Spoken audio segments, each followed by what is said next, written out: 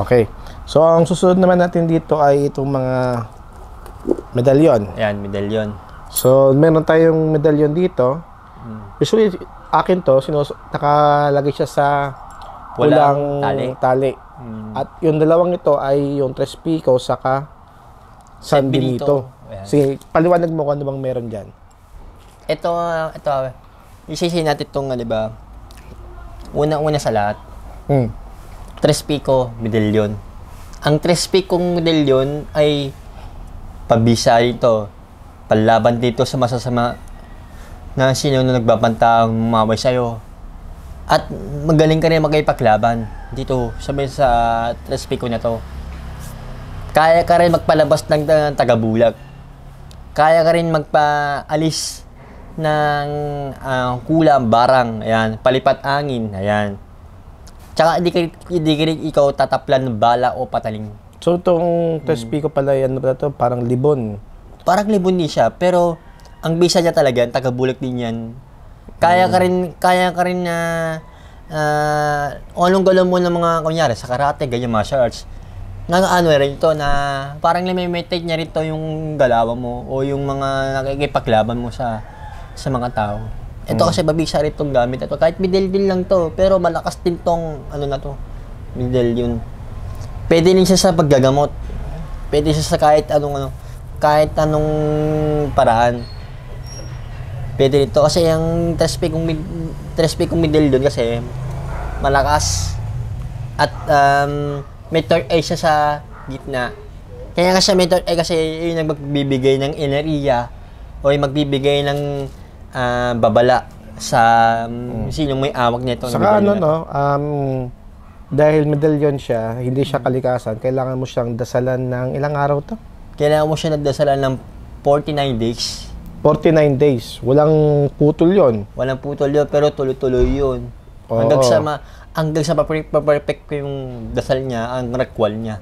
Pero di siya lalagyan ng langis kasi papakainin mo siya talaga araw-araw. So, hindi siya naglalagyan ng langis. Ito ay ang pakain dito sa mga medalyon ay dasal. Medalyon. Yun lang. Dasal. Dasal lang. Yan. So, ito ay mabisa din sa panggagamot. Sabi din ni paggagamot ng din mga kaya natin mga antingero. Sa Cavite kasi, may gumagamit ng Tres Picong medalyon. Kasi ang Tres Picong medalyon, yung talaga yung mabisa talaga yung paggagamot nila. Yan talaga yung number 1 talaga sa kanila eh. Kasi kahit ano man ng gamit mong medalyon o Tres Pico man o San Benito man o ibang kahit anong nilalang na kahit anong medalyon na pwede mong gamitin basta may pangontra ka. Yan. Tsaka bukod sa Tres Pico, meron din na nakakabit dito, no? Ang tawag naman diyan ang tawag naman dyan ay San Benito. Parang yung napanood natin kanina sa Exorcist, ito yung pinakita ng diba, yung pare, doon sa sinasaniban. Itong number 1 na, Ito naman ang San Benito Joseph malakas din to sa gamit. Pwede din siya sa mga gagamot, pwede siya sa paggagamot, pwede din siya sa mga kinukulam, o yung sinasabihan ka ng mga elemento sa'yo sa katawan ng tao para mapaalisin yung bad spirit sa katawan mo. Kaya inaalis kasi nito kasi pwede rin dito. Kahit ito, pwede rin yung pagsabayin kasi rin to malakas din tong dalawang to.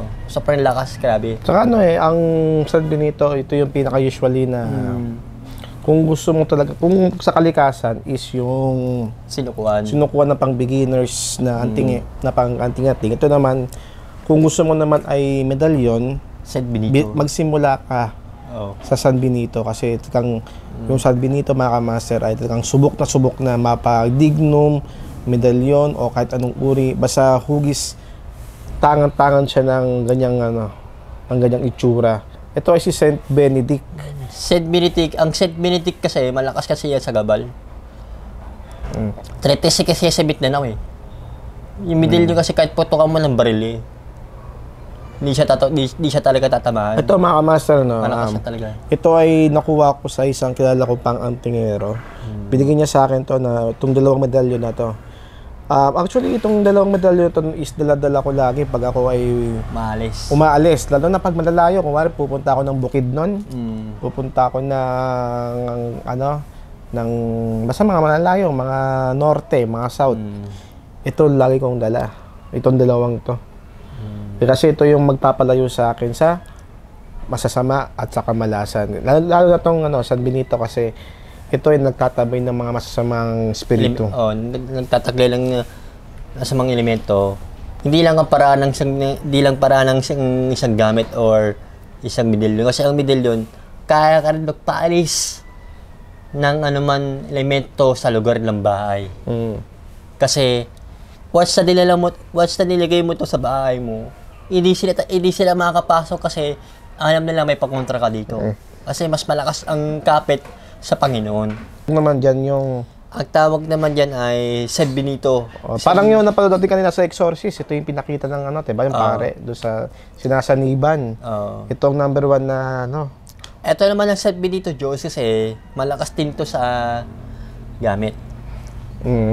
Pwede din siya sa mga gagamot, pwede siya sa paggagamot, pwede din siya sa mga kinukulam o yung sinasabihan ka ng mga elemento sa'yo sa katawan ng tao para mapaalisin yung bad spirit sa katawan mo. Kaya inaalis kasi nito kasi pwede rin dito. Kahit ito, pwede rin yung pagsabihin kasi ano rin to malakas din tong dalawang to. Sobrang lakas, grabe. Saka ang San Benito, ito yung pinaka-usually na kung gusto mo talaga, kung sa kalikasan is yung sinukuan na pang beginners na na pang anting-anting. Ito naman, kung gusto mo naman ay medalyon, San Benito. Magsimula ka sa San Benito kasi yung San Benito mga kamaster ay talagang subok na mapagdignum, medalyon o kahit anong uri, basta hugis tangan-tangan siya ng ganyang itsura. Ito ay si Saint Benedict.